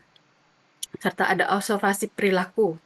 Guru mengamati perilaku siswa dalam kegiatan sehari-hari, seperti kerjasama dalam kelompok, sikap toleransi, dan empati. Terus untuk penilaian implementasinya gitu, kurikulum, maksudnya di sini adalah untuk memeriksa sejauh mana kurikulum tersebut telah diimplementasikan sesuai rencana. Contoh spesifiknya dengan audit dokumen, kita bisa memeriksa silabus, rencana pembelajaran, dan laporan pelaksanaan kegiatan. Serta ada kunjungan kelas, di mana pengawas atau tim evaluator mengunjungi kelas untuk mengamati proses pembelajaran dan interaksi antara guru dan siswa. Serta laporan guru guru membuat laporan berkala tentang tantangan dan keberhasilan dalam implementasi kurikulum. Juga bisa lakukan dengan studi banding dan benchmarking, membandingkan caranya itu membandingkan kurikulum dengan lembaga pendidikan Buddha lain atau institut pendidikan nasional atau internasional. Contoh spesifiknya, mengadakan kunjungan ke sekolah-sekolah Buddha lain untuk mempelajari praktik terbaik dalam pengelolaan kurikulum, serta mengacu pada standar internasional seperti Palette Society untuk memastikan materi ajar sesuai dengan sumber-sumber otentik. Serta adanya pemanfaatan teknologi. Ya, contoh spesifiknya dengan sistem manajemen pembelajaran yang menggunakan platform seperti Google Classroom untuk melacak kemajuan siswa. Ada pula analisa data digital yang menggunakan software analitik untuk menganalisis pola jawaban siswa dalam ujian online atau survei. Terus kita bisa lihat dari evaluasi revisi kurikulum tersebut, langkah penting untuk manajemen kurikulum di lembaga pendidikan Buddha dengan menggunakan evaluasi yang sistematik seperti survei, analisis hasil belajar, audit dokumen, dan benchmarking. Lembaga dapat mengidentifikasi kelemahan dan melakukan perbaikan dengan tepat. Proses ini memastikan bahwa kurikulum tetap relevan, efektif, dan sesuai dengan esensi ajaran Buddha serta kebutuhan peserta didiknya. Terus indikatornya kurikulum itu sukses atau tidak jika tujuan pendidikan yang telah ditetapkan itu telah tercapai. Contoh spesifiknya, siswa mampu memahami dan menerapkan nilai-nilai Buddha seperti metta, karuna, dan panya dalam kehidupan sehari-harinya. Siswa juga mencapai kompetensi akademik sesuai dengan standar yang ditetapkan, baik dalam materi pelajaran umum maupun agama Buddha. Serta adanya kualitas pembelajaran meningkat. Indikator pembelajaran menjadi efektif dan menarik bagi peserta didik. Contohnya, guru menggunakan metode pembelajaran inovatif seperti pembelajaran tematik, pembelajaran berbasis proyek, atau penggunaan teknologi. Bila siswa juga dengan berhasil tidaknya kurikulum itu, siswa bisa menunjukkan mereka antusias atau tidak dalam belajar gitu. Misalnya melalui partisipasi aktif dalam diskusi kelas, proyek, atau kegiatan ekstrakurikuler. eh, pengembangan karakter spiritual dan emosional. Jadi siswanya menunjukkan perilaku yang mencerminkan nilai-nilai Buddha seperti toleransi, kerukunan, dan empati terhadap sesama. Terus hasil observasi guru juga menunjukkan bahwa siswa lebih sabar, kanti, bijaksana, dan penuh cinta kasih atau metta. Tuh relevansinya dengan perkembangan zaman, kalau misalnya contoh spesifiknya materi ajar mengintegrasikan topik-topik modern seperti etika teknologi digital, lingkungan hidup, dan kesejahteraan mental, dan siswa mampu menghubungkan ajaran Buddha dengan tantangan kehidupan modern, sehingga menjaga keseimbangan antara pekerjaan dan kehidupan spiritual. Itu adaptasinya dengan kurikulum merdeka ya. Hmm, Contoh spesifiknya mungkin siswa mampu merancang proyek-proyek pembelajaran yang relevan dengan nilai Buddha seperti kampanye sosial atau penelitian tentang isu lingkungan. Itu penggunaan teknologi. Kesimpulannya, keberhasilan suatu kurikulum dapat diukur dari berbagai indikator utama seperti tujuan utama pendidikan, peningkatan kualitas pembelajaran, pengembangan karakter spiritual dan emosional, relevansi dengan perkembangan zaman, serta keterlibatan stakeholder. Maka dalam konteks lembaga pendidikan Buddha, keberhasilan kurikulum juga tercermin dari sejauh mana nilai-nilai Buddha seperti metta, karuna, dan panya diinternalisasi oleh peserta didik dan ditetapkan dalam kehidupan sehari-hari. Nah, demikian mungkin ya yang bisa saya sampaikan. Oke, baik Bu, terima kasih atas penjelasannya, bisa dipahami. Si Bu Rusmiati, terima kasih.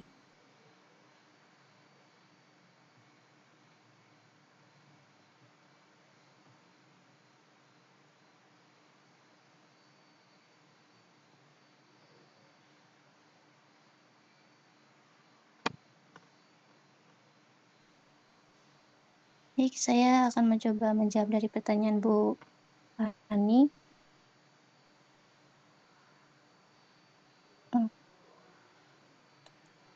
Yang pertama yaitu Dhammaseka. Dhammaseka memiliki fokus utama mengenai pendidikan formal agama Buddha yang dirancang sebagai sekolah formal seperti jenjang PAUD, SD, SMP, sampai SMK atau SMA. Dhammaseka memiliki kurikulum yang terstruktur yang menggabungkan pendidikan agama Buddha secara mendalam dengan kurikulum pendidikan umum. Lalu untuk SMB atau sekolah minggu fokus utamanya yaitu pendidikan agama Buddha non formal. SMB merupakan kegiatan belajar mengajar agama Buddha yang umumnya diadakan setiap hari Minggu di wihara atau di cetia. Kurikulumnya yaitu cenderung lebih fleksibel dan berorientasi pada praktik pembelajaran sesuai kebutuhan peserta didik. Lalu untuk sekolah umum, fokus utamanya yakni pendidikan umum dengan penambahan mata pelajaran agama Buddha. Kurikulumnya yaitu mengikuti kurikulum nasional yang berlaku dengan tambahan mata pelajaran agama Buddha, materi agama Buddha yang diajarkan oleh guru agama Buddha yang sesuai.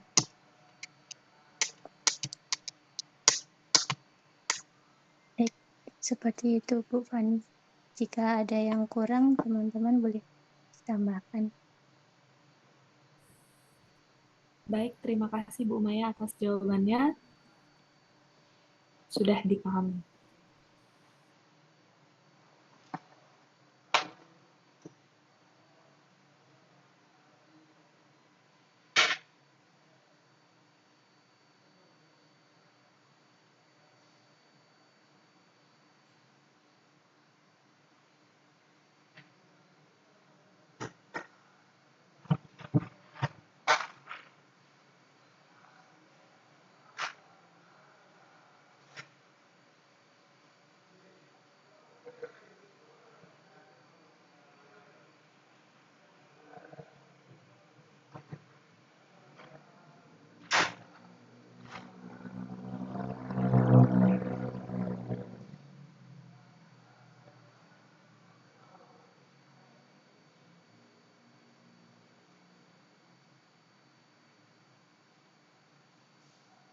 Untuk pertanyaan dari Aya Putriana Minta, sepertinya tadi kurang lebih saya sudah menyebutkan ya dari waktu saya menjawab pertanyaan Ibu Rusmiati untuk eh,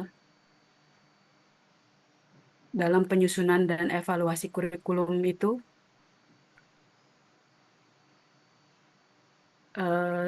siapa aja yang berperan gitu ya kan?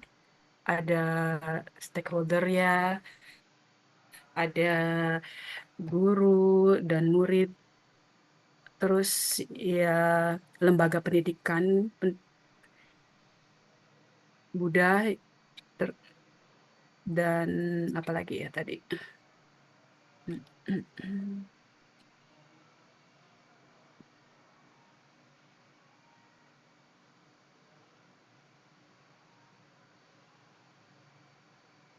Bu Riri, Ya, Pak, saya bantu jawab sedikit ya mengenai ya. pertanyaan dari Ibu Putriana Mita.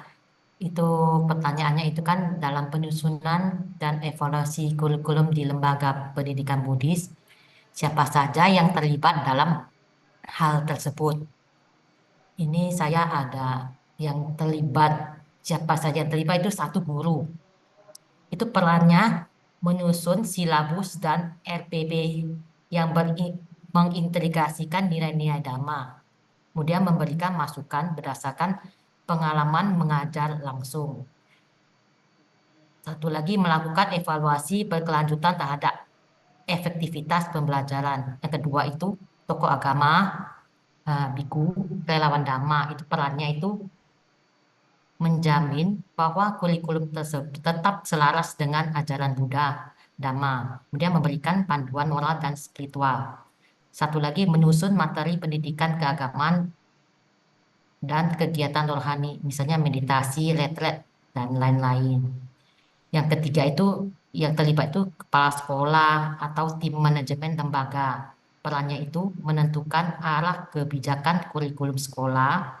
Yang pertama itu, yang kedua mengintegrasikan kurikulum Buddhis dengan kebijaksanaan nasional seperti adanya kurikulum merdeka. Kemudian menyediakan fasilitas dan dukungan sistematik bagi pelaksanaan dan evaluasi kurikulum. Yang keempat yang terlibat itu adalah tim kurikulum sekolah. Perannya itu merancang, mengembangkan dan memodifikasi kurikulum secara teknis. Kemudian yang kedua melakukan kajian literatur dan pemetaan kompetensi. Kemudian menyiapkan format evaluasi dan pelatihan bagi guru. Yang kelima, orang yang terlibat itu adalah orang tua atau wali murid. Perannya itu memberikan umpan balik terhadap perubahan sikap dan karakter anak di rumah. Yang kedua, terlibat dalam evaluasi informal kurikulum, yaitu melalui forum atau survei.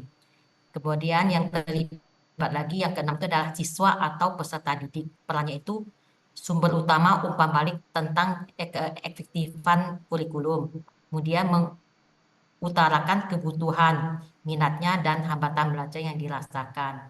Yang terakhir itu yang terlibat itu adalah pihak regulator, misalnya Dirjen Bimas Buddha Kemenak RI. Perannya itu memberikan pedoman kurikulum nasional untuk pendidikan agama Buddha. Kemudian perannya yang kedua itu melakukan pengawasan, akreditas, dan validasi kurikulum sesuai peraturan. Itu tambahan saya, Ibu Riri. Terima Terima kasih kasih. Bu Preti atas atas tambahan informasinya. Sama-sama Ibu Riri.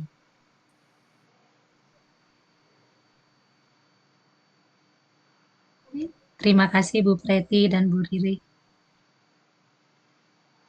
Terima kasih juga Ayah ya panggilnya Ayah Putriana. Iya.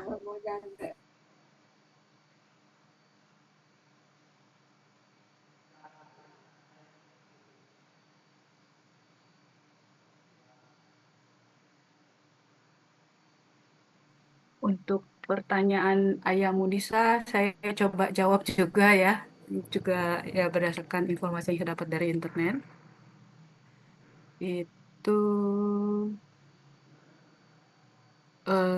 bagaimana kurikulum sekolah minggu Buddha dapat menyeimbangkan ajaran klasik Buddha itu dengan caranya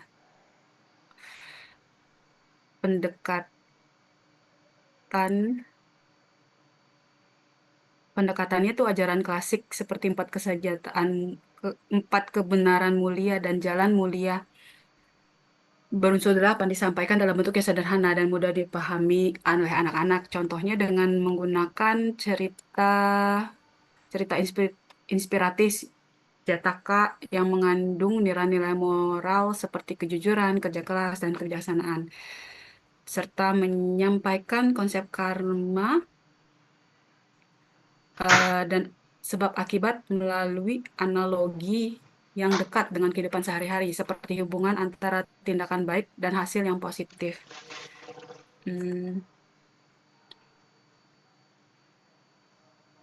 Integrasi nilai-nilai Buddha dalam isu modernnya itu pendekatannya memadukan ajaran Buddha dengan isu-isu kontemporer yang relevan dengan kehidupan anak-anak modern. Contohnya, membahas pentingnya toleransi dan kerukunan antar umat beragama dalam konteks keberagaman sosial di sekolah atau masyarakat.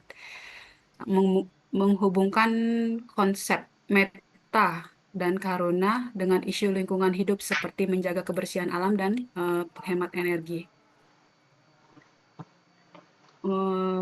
Kita juga bisa melakukan dengan pembelajaran interaktif yang menyenangkan. Caranya dengan menggunakan metode pembelajaran yang interaktif dan menyenangkan agar anak-anak tertarik mempelajari ajaran Buddha. Contohnya, mengadakan permainan edukatif seperti teka-teki tentang ajaran Buddha atau simulasi kehidupan sehari-hari yang mengajarkan nilai-nilai seperti kesabaran, khanti, dan kebijaksanaan panya. Melibatkan anak-anak dalam kegiatan seni seperti menggambar atau membuat prakarya yang terinspirasi dari ajaran Buddha. Kita juga bisa menggunakan teknologi informasi, di mana dengan memanfaatkan teknologi ini bisa memperluas akses belajar dan meningkatkan keterlibatan anak-anak. Contohnya, menggunakan aplikasi atau platform digital untuk menyampaikan materi ajar dalam bentuk video animasi, infografis, dan game edukasi, serta membuat grup media sosial atau forum online untuk berbagi cerita inspiratif atau diskusi tentang ajaran Buddha Dharma.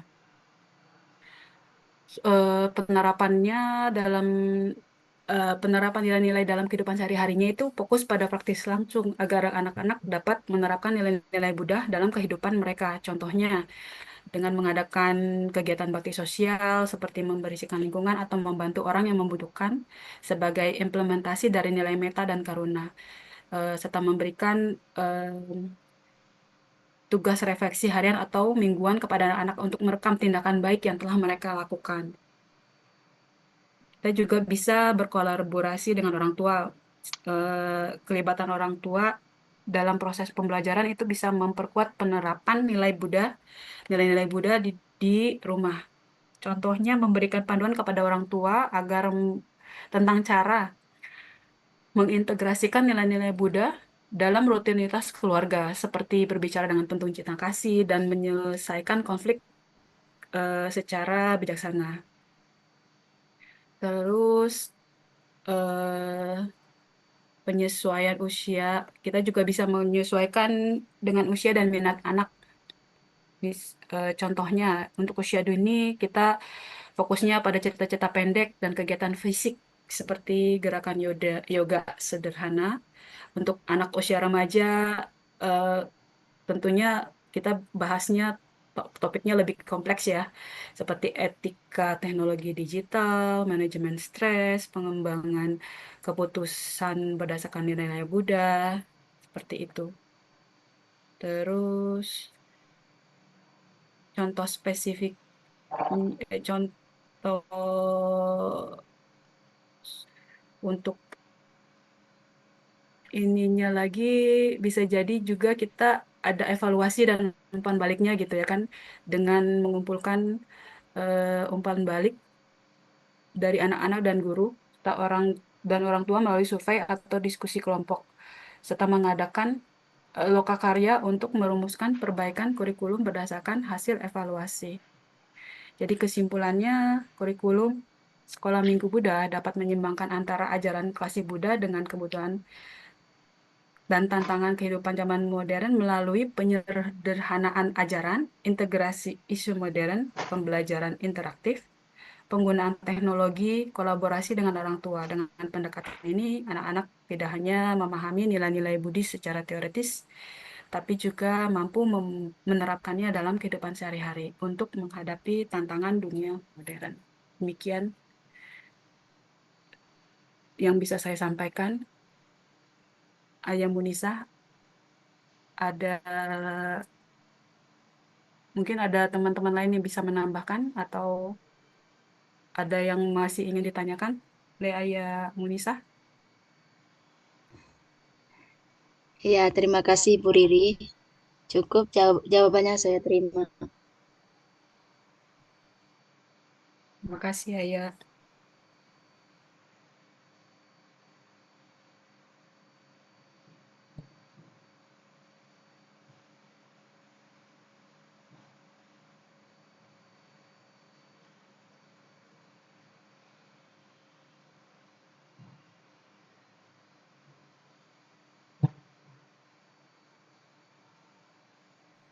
Baik, untuk pertanyaannya yang luhur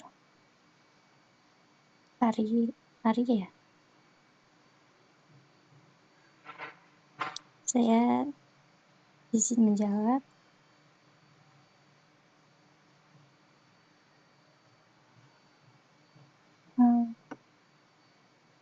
Kontribusinya yaitu untuk pengembangan ketenangan batin dan konsentrasi. Untuk meditasi, dapat melalui latihan meditasi peserta didik dapat belajar untuk memfokuskan pikiran. Lalu, penumbuhan empati dan welas asih.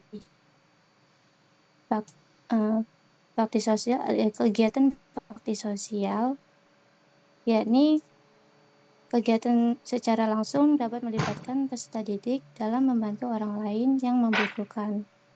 Pengalaman ini menumbuhkan rasa empati serta welas asih kepada diri peserta didik. Lalu, penambahan pemahaman dan penerapan nilai-nilai etika Buddha.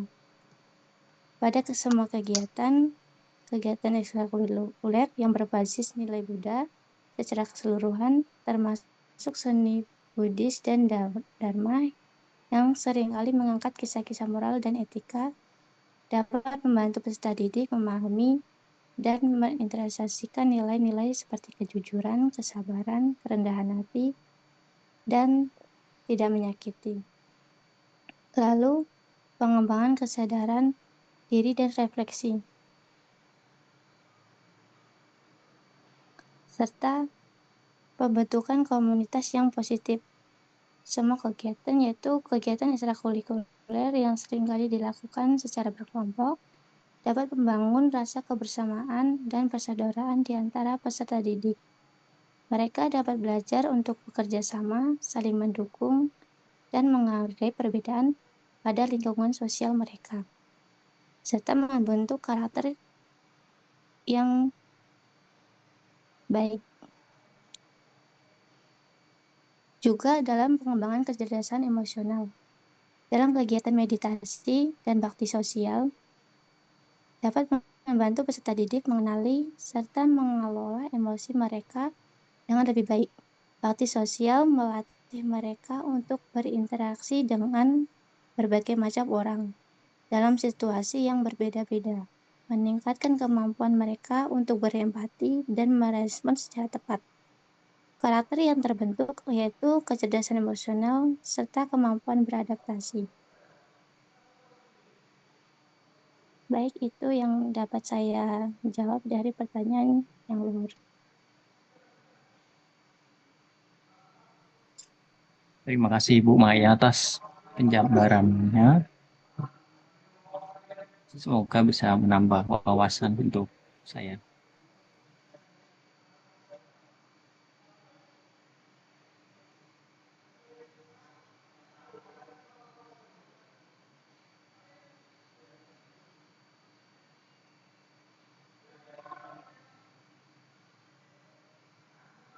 sepertinya pertanyaannya sudah terjawab semua ya, Bu Maya. Udah belum ya?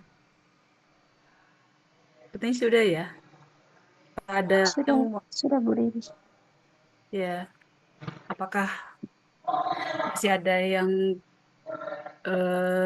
ingin ditanyakan oleh teman-teman atau kita sudahi untuk presentasi ini? Maaf Bu Riri, Ya. apakah saya boleh izin bertanya satu pertanyaan lagi? Ya, silakan. Mungkin lewat chat saja ya Bu, biar lebih gampang. Iya.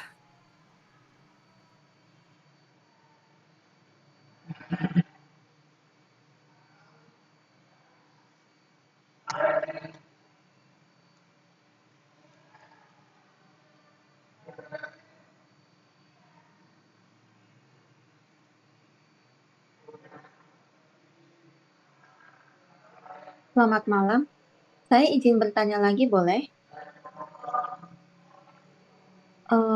Saya ingin bertanya ke Bu Iing sih, tentang kurikulum. Karena Bu Iing membantu mengelola sebuah sekolah ya. Saya penasaran, kalau misalnya nih ada pergantian kurikulum Bu Iing, jadi kan ada guru-guru yang pastinya belum paham dong dengan kurikulum baru ini.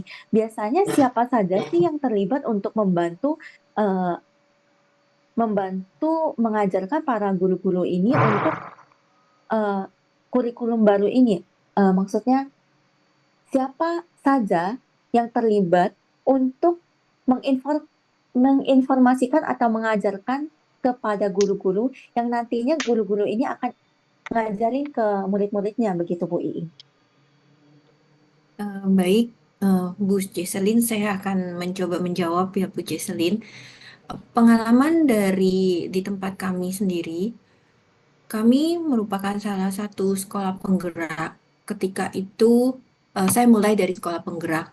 Ketika itu adalah pemerintah mencoba untuk menjalankan yang namanya kurikulum Merdeka. Tetapi kurikulum Merdeka ini belum disosialisasikan secara merata kepada kita semua. Nah, tahap awalnya itu adalah pemerintah mencoba untuk mencari siapakah yang mau menjadi guru penggerak atau siapakah yang ingin menjadi sekolah penggerak. Sebenarnya guru penggerak dan sekolah penggerak itu hampir mirip. Tapi yang membedakan itu adalah guru penggerak itu adalah individu itu sendiri. Kalau sekolah penggerak itu adalah kepala sekolah yang mengajukan diri karena mereka kepingin tahu sebenarnya apa sih yang namanya apa sih yang namanya kurikulum Merdeka ini sendiri. Nah, kalau seandainya sudah terpilih menjadi salah satu sekolah penggerak yang sudah disahkan lah ya oleh pemerintah, dan kebetulan sekolah kami yang untuk tingkat kecilnya di PAUD-nya ini memang udah disahkan oleh pemerintah bahwa kami merupakan salah satu sekolah penggerak. Nah, pada saat itu kami semua yang menjadi kepala sekolah dan guru komite, namanya guru komite. Guru komite beserta kepala sekolah, jadi ada 3 orang, satu kepala sekolah, 2 lagi itu adalah guru. Jadi bertiga itu selalu diminta untuk menghadiri lokakarya ataupun seminar ataupun semua hal yang berhubungan dengan kurikulum Merdeka. Ketika kita diajarkan oleh para narasumber yang memang itu adalah narasumber yang ditunjuk oleh Dinas Pendidikan, nah kami diajak untuk terlibat, kami diajak untuk memberikan masukan, kami diajak untuk dibagikan informasi sebenarnya apa sih yang dimaksud dengan kurikulum Merdeka dan beserta dengan turunan-turunannya, karena turunannya itu banyak sekali. Dan sampai yang seperti yang tadi saya sempat katakan, P5 itu sendiri, proyek pelajar Pancasila seperti apa, profil pelajar Pancasila. Nah, setelah itu pemerintah sebenarnya mempunyai satu program yang cukup baik menurut saya. Nah, mereka itu akan secara berkala, mereka akan minta kami-kami yang sekolah penggerak ini melaporkan kegiatan apa yang sudah dilakukan, sudah sampai di mana. Nah, jadi kepala sekolah dengan 2 orang guru ini itu berkewajiban untuk berbagi dengan teman-teman yang ada di sekolah, karena memang ini sekolah penggerak ya. Jadi berbagi dengan guru-guru yang ada di sekolah, dan diharapkan bahwa sekolah penggerak ini pun itu berbagi dengan sekolah-sekolah yang ada di sekitar itu. Jadi misalkan memang kalau di wilayah Jakarta Barat, di kecamatan apa misalnya, atau di Jakarta Utara di kecamatan apa. Nah, itu diminta untuk berbagi dengan sekolah-sekolah yang ada. Nah, ketika memang sudah waktunya, nanti mereka akan tanya lagi apa yang diperoleh, bagaimana kesan dan pesannya, atau apa sih yang tantangan yang ditemukan di lapangan, sehingga itu nanti bisa disampaikan kembali kepada Dinas Pendidikan, karena memang ada yang mewadahinya. Nah, itu adalah salah satu cara Bu Jiselin untuk yang sekolah penggerak, bagaimana mengimplementasikannya dan juga berbagi dengan teman-teman yang ada di sekitarnya. Nah, di dalam sekolah itu sendiri secara internal, ketika ada kurikulum baru, berarti si kepala sekolah ini harus aktif, karena biasanya satu sekolah itu akan berada di satu lokasi, di mana di dalam lokasi itu sendiri pasti ada komunitasnya. Nah, ikut di komunitas itu biasanya itu akan ada, karena saya yakin teman-teman yang ada di Zoom ini juga ada beberapa yang sudah mengetahui, misalkan ada yang namanya sekolah komunitas, ada yang namanya gugus, ada yang namanya perkumpulan. Kalau misalnya untuk PAUD itu ada IGTK, kalau untuk yang Himpaudi juga itu bisa. Nah, biasanya mereka akan banyak sekali informasi-informasi yang akan melibatkan sekolah-sekolah itu bisa ikut dalam kegiatan diklat. Baik itu diklatnya itu berbayar ataupun diklatnya itu gratis gitu kan. Nah, itu biasanya akan diinformasikan seperti itu Bu Jesselin.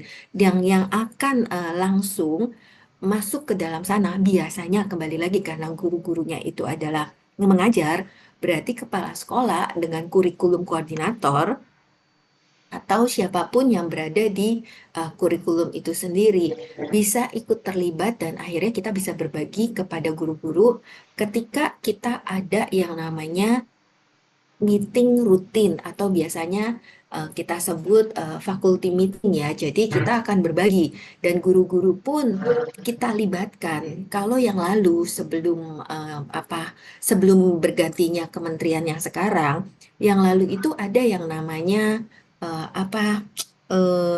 yang kita juga diberikan untuk ikut di dalamnya kayak akun belajar seperti itu. Jadi kita bisa belajar sendiri, dan itu adalah sangat bagus sekali. Mereka sudah memberikan satu platformnya itu adalah kita bisa masuk dan kita bisa belajar sesuai dengan kapasitasnya kita. Apakah kita sebagai guru, sebagai kepala sekolah, ataukah memang kita sebagai komunitas. Jadi platform Merdeka Belajar itu sangat luar biasa sih Bu Jesselin. Waktu zamannya kemarin ya, kementerian yang kemarin seperti itu. Nah, seperti itu sih Bu Jesselin yang memang ada di sekolah kami. Jadi kalau misalnya ada sesuatu yang baru, pastinya dari kedinasan, dari pengawas, dari penilik, nah itu dia akan masuk ke kepala sekolah, dan kepala sekolahnya akan berbagi dengan guru-guru. Nah, dengan demikian kepala sekolah juga harus aktif ya untuk berkomunikasi dan mendapatkan update-update dari Dinas Pendidikan. Demikian, terima kasih Bu Jesselin, semoga bisa menjawab. Baik, terima kasih Bu Iing atas jawabannya. Sebagai tambahan boleh ya? Ya, boleh, Pak. Namo Buddhaya semuanya. Begini, yang tadi yang dijelaskan Ibu Ing sudah oke, karena kebetulan begini, kami di Padang Sidempuan ini, kebetulan sekolah kita juga terpilih waktu itu kurikulum Merdeka ini sekolah penggerak. Jadi kita hanya ada 2 sekolah yang kepilih, satu negeri, satu swasta. Kebetulan yang swasta kita punya yang kepilih. Kalau yang negerinya ini tingkat SMP ya. SMP 1 yang dapat. Jadi yang swasta kebetulan sekolah Sariputra kita yang dapat. Nah, jadi itu kepala sekolah yang sebelum masuk ke penggerak itu, kepala sekolah mengajukan ada yang diisi banyak sekali isiannya. Nah, setelah kepilih, kepala sekolah ini dilatih. Nah, sudah dilatih apa saja yang akan dikerjakan. Nah, lalu ini oleh kepala sekolah dibentuk tim di sekolah untuk mengembangkan kurikulum yang akan dikerjakan. Setelah itu kita juga mengundang dari orang dinas, dari yang sudah berpengalaman, kita undang untuk melatih guru-guru kita. Nah, bagaimana menerapkan kurikulum Merdeka itu, karena kita juga sudah jadi sekolah penggerak. Jadi otomatis fungsi pelatihan itu menjadi nomor 1. Nah, supaya bisa ditularkan dari satu guru ke guru yang lain, dari kepala sekolah turun ke guru, lalu guru yang satu turun ke lain, dan sekolah di lingkungan kita itu, di lingkungan banyak sekolah-sekolah lain di luar kita, itu juga kita akan menularkan kepada mereka setelah kita semua menerapkan apa yang kurikulum yang sudah diajarkan. Nah, jadi setiap perubahan tidak serta-merta harus langsung diubah, tapi harus melalui berbagai pelatihan supaya bisa menyesuaikan dengan yang dikehendaki dari kurikulum itu. Jadi semuanya melalui tahap proses belajar lah semua. Guru memang fungsinya mengajar, tapi pada kondisi perubahan kurikulum begini, jadi harus jadi belajar. Nah, setelah belajar baru bisa mengajar lagi. Nah, demikian, terima kasih. Sebagai tambahan aja. Tapi sayangnya setelah berganti menteri, sekolah penggerak ditutup. Ya, ada plus ada minus lah. Nah, terima kasih. Namo Buddhaya. Terima kasih Pak Febrius atas tambahannya.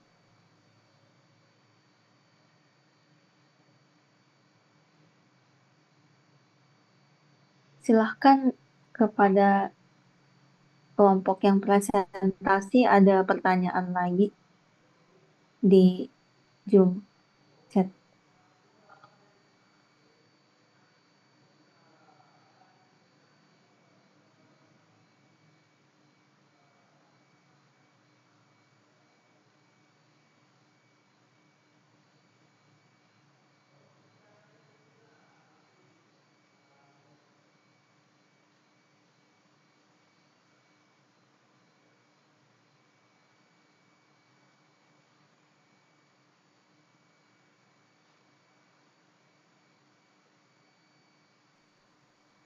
Baik, untuk pertanyaan Bu Fani, saya akan langsung menjawab. Yang pertama yaitu integrasi nilai-nilai Buddha dalam semua mata pelajaran. Ya, ini bukan mata pelajaran yang terpisah seperti nilai seperti mita, karuna, mudita, serta UPK tidak hanya diajarkan dalam mata pelajaran agama Buddha, tetapi diintegrasikan secara konseptual ke dalam semua mata pelajaran lainnya. Sebagai contoh yaitu dalam pelajaran ilmu pengetahuan alam, siswa diajak memahami konsep saling ketergantungan dalam ekosistem, menumbuhkan rasa hormat serta kasih sayang terhadap alam. Yang kedua, pengembangan mata pelajaran agama Buddha yang komprehensif dan relevan. Mata pelajaran agama Buddha tidak hanya berisi doktrin, tetapi juga metode praktik meditasi, pengembangan diri, dan aplikasi ajaran dalam kehidupan sehari-hari. Yang ketiga, penguatan kegiatan ekstrakurikuler berbasis nilai-nilai Buddha seperti meditasi, yoga, serta seni Buddhis. Dapat mendukung pengembangan keseimbangan batin dan emosional siswa. Yang keempat, pelatihan dan pengembangan profesional guru, yakni pelatihan khusus tentang cara mengaitkan nilai-nilai Buddha dengan materi pelajaran umum dan tuntutan kurikulum nasional. Yang kelima, pengembangan lingkungan sekolah yang kondusif, menciptakan lingkungan sekolah yang tenang, damai, dan menghargai praktik spiritual. Yang keenam, penyesuaian metode penilaian. Selain penilaian akademik, perlu adanya penilaian terhadap perkembangan karakter siswa, penerapan nilai-nilai Buddha dalam perilaku, serta partisipasi dalam kegiatan spiritual dan sosial peserta didik. Yang ketujuh yaitu komunikasi dan kolaborasi dengan pemerintah di lembaga pendidikan lain, yakni melakukan studi banding atau belajar dari lembaga pendidikan lain yang berhasil mengintegrasikan nilai-nilai spiritual dalam kurikulum nasional. Baik, itu yang bisa saya jawab dari pertanyaan Ibu Fani. Jika ada yang kurang atau ingin ditambahkan dari teman-teman, boleh. Baik, terima kasih Bu Maya atas jawabannya.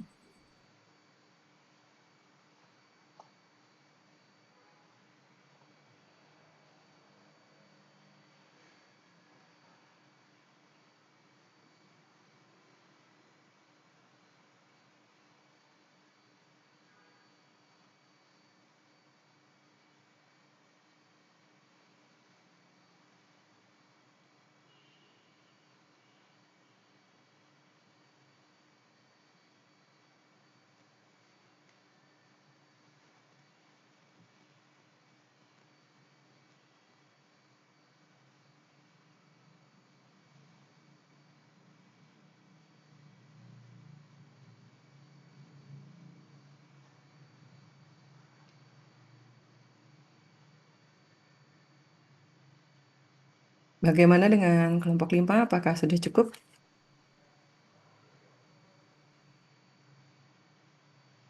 Baik, sudah cukup Bu Mary. Mungkin kita tutup saja presentasi dari kelompok 5. Oke, baik. Terima kasih kepada kelompok 5 yang beranggotakan 2 orang ya, Ibu Riri dan Ibu Maya. Presentasinya dengan tema manajemen kurikulum pada lembaga pendidikan Buddhis. Jadi memanage kurikulum ini tentu suatu tantangan bagi kita semua, apalagi sebagai pelaku pendidikan di Indonesia ya, yang setiap pergantian pemerintahan terjadi pergantian juga kebijakan dalam pendidikan.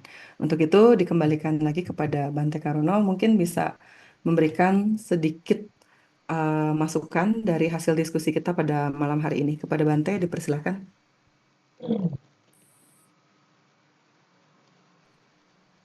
Oke, terkait dengan keberadaan lembaga pendidikan Buddha, tentu di situ kita harus melihat dari sudut pandang karakteristik itu ya, karakteristik pendidikan Buddha itu sendiri. Nah, untuk penyesuaian kurikulum ini memang tidak sepenuhnya dirubah gitu ya, karena sudah ada standar kurikulum yang ditetapkan oleh pemerintah, sehingga bagaimana kita bisa mengincludekan antara visi misi dari lembaga itu menjadi satu kesatuan dengan kurikulum yang ada. Maka di situ keterlibatan dari stakeholder yang ada juga menjadi peran utama untuk penentu pengembangan kurikulum yang kita miliki. Sehingga dari situ dari masukan-masukan seperti misalnya kayak salah satu contoh aja lah, seperti halnya dari Semaratungga sendiri, di situ kita yang minta masukan-masukan dari lembaga-lembaga pendidikan yang menggunakan menggunakan lulusan-lulusan kita juga. Sebenarnya dia itu punya harapan seperti apa untuk peserta didik yang kita miliki itu setelah mereka terjun di lapangan ini. Nah, sehingga kita di situ ya harus mampu untuk mengkombin antara kurikulum yang kita miliki, yang sudah ada, dengan kebutuhan yang diperlukan di lapangan. Sehingga dari situ ya dari berbagai macam pengguna yang membutuhkan ini memiliki peran yang luar biasa. Nah, kalau utamanya yang kalau dari kita di perguruan tinggi ya termasuk misalnya dari Kementerian Agama, dari lembaga-lembaga pendidikan Buddhis, itu menjadi satu kekuatan untuk memberikan input kepada kita. Itu kalau untuk pengembangan kurikulum yang kita miliki. Ya. Jadi di situ kan maka kalau di visi misi kita itu kan ada cita bawana, kaya bawana, dan panya bawana itu kan dari beberapa hal ini tentunya harus bagaimana menerapkan konsep itu ke dalam kurikulum yang kita kembangkan. Tentunya dari ini kan kalau di Buddhis ini kan penekanan ke karakter kan lebih penting ya. Penekanan ke karakter, terus nanti di samping ya, penyesuaian dengan perkembangan teknologi yang ada menjadi satu tool yang harus kita apa itu harus kita terapkan dalam konteks pengembangan kurikulum yang kita miliki. Demikian juga nanti kita ini kan misalnya satu hal yang paling menjadi ikon itu kan terkait dengan ini, misalnya meditasi. Baik, bagaimana kita bisa pengembangan meditasi itu atau bawana ini menjadi satu konsep dasar yang nanti dijadikan sebagai sarana-sarana pelatihan. Misalnya kayak di Batam, kayak di Batam misalnya dulu. Di Batam itu setiap mau ujian itu anak-anak itu diadakan retret itu. Ada retret selama 1 minggu, hampir kurang lebih 1 minggu. Demikian juga seperti hanya di sekolah mana Buddha Jayanti yang ada di Rantau Prapat. Itu juga ada kegiatan-kegiatan retret yang sifatnya itu untuk mempersiapkan diri mereka saat menghadapi ujian yang akan mereka tempuh. Karena dengan mempersiapkan batin mereka ini akan juga memberikan solusi atas hal-hal yang nanti akan dihadapi oleh anak itu pada saat ujian. Pada saat ujian. Karena ujian itu kan kadang-kadang menjadi momok ya, bagi mereka yang tidak siap lahir batinnya. Karena pada rasa kekhawatiran, ketakutan, nah dengan retret ini ya diharapkan ada satu keseimbangan batin yang dapat mereka bangun. Jadi kesiapan mentalnya dapat dikondisikan dengan baik.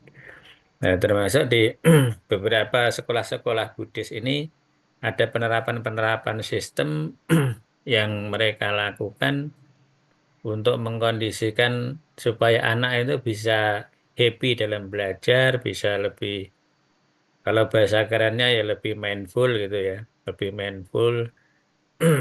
Itu bagaimana mereka bisa dibangun. Dan mengkondisikan guru untuk menghadapi siswa bukan menjadi momok bagi siswa itu juga bukan satu hal yang mudah. Kalau di masa pendidikan Belanda dulu kan guru ini justru menjadi momok gitu. Karena setiap ketemu guru itu seperti halnya menghadapi sosok yang sosok yang diktator, sosok yang itu. Jadi tapi bagaimana sekarang kita bisa mengincludekan bahwa kehadiran guru ini menjadi sosok yang menjadi sahabat itu, menjadi sahabat dalam belajar.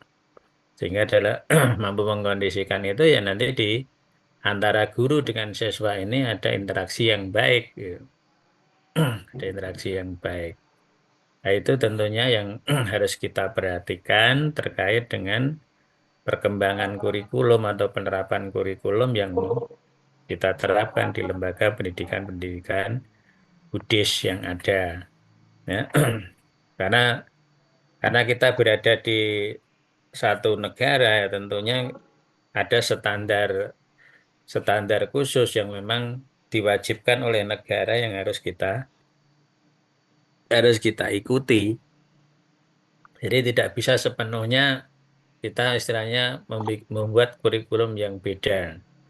Walaupun ada model penerapannya, misalnya di situ kan ada banyak yang mereka melakukan beberapa strategi yang diterapkan di lembaga itu. Tapi tentunya di sini konteks Buddhis ya lebih kita tonjolkan seharusnya gitu. Nah, itu seharusnya yang kita bangun. Jadi humanisme antara guru dengan siswa ini menjadi satu hal yang penting. Ya. Jadi jangan mentang-mentang udah jadi guru, nanti kita berpenampilan yang justru kelihatan menakutkan buat siswa gitu. Kalau dulu kan saat guru mau masuk kelas itu yang di bawah itu telunjuk gitu.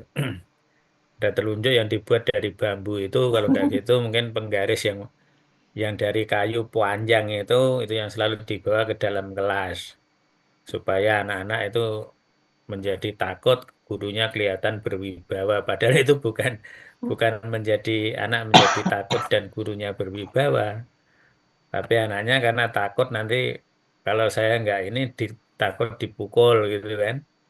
Jadi nggak ada satu tekanan-tekanan yang terjadi di lingkungan pendidikan yang ada. Hal-hal itu sekarang kan sudah nggak apa itu sesuai lagi gitu, nggak sesuai lagi dengan kondisi saat ini. Karena kita sebagai guru itu sifatnya adalah sebagai pendamping siswa untuk belajar. Nah, itu.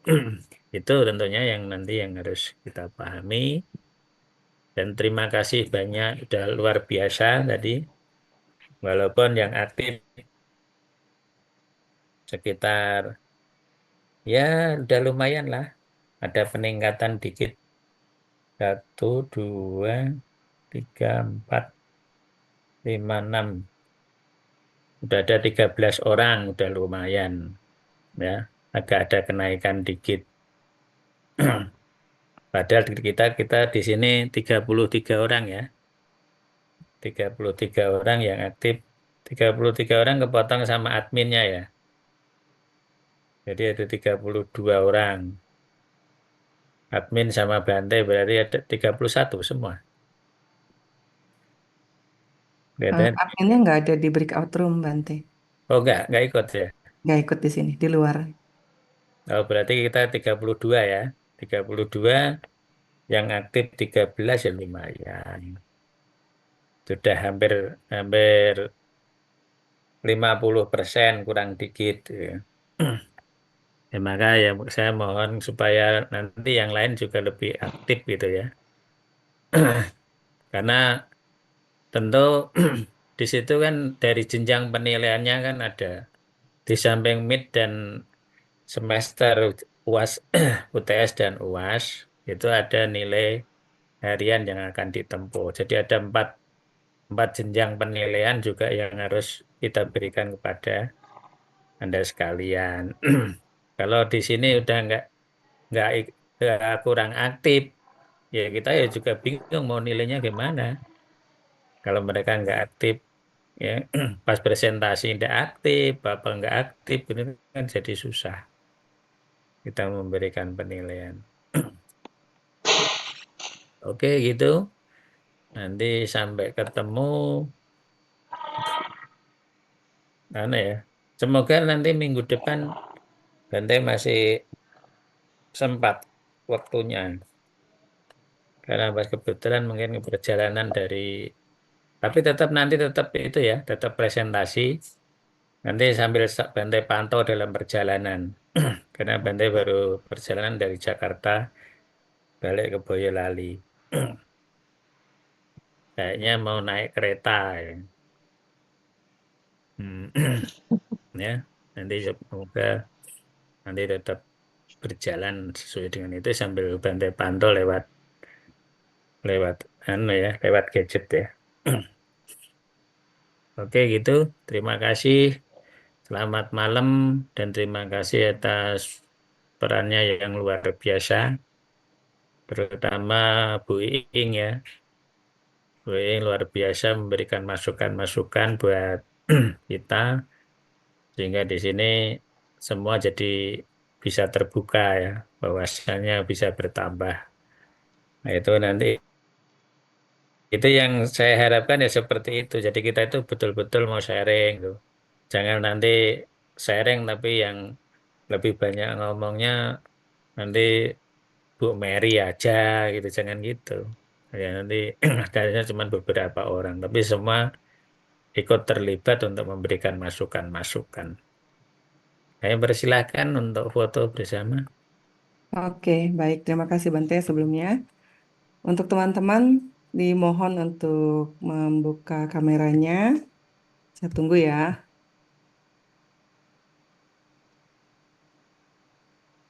Ibu Maya, Pak Febrius. Terima kasih sama Pak Fabrius. Oke, mungkin terkendala ya. Kita mulai saja untuk layar pertama. Boleh lihat ke depan. 1, 2, 3. Jesslyn belum siap. Oke, kita ulangi ya. 1, 2, 3.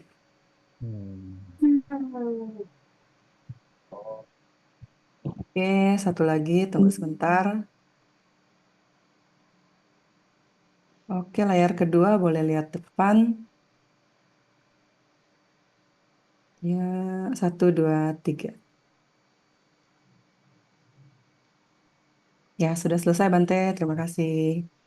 Oke, selamat malam, sampai ketemu Selamat minggu malam. depan. Salam Ya. kenal Bante, dan Namo Terima Buddhaya. kasih, Namo Buddhaya. Bante, Namo Ya. Buddhaya. Terima kasih semuanya. Terima kasih Bante. Namo Buddhaya. Terima kasih. Di-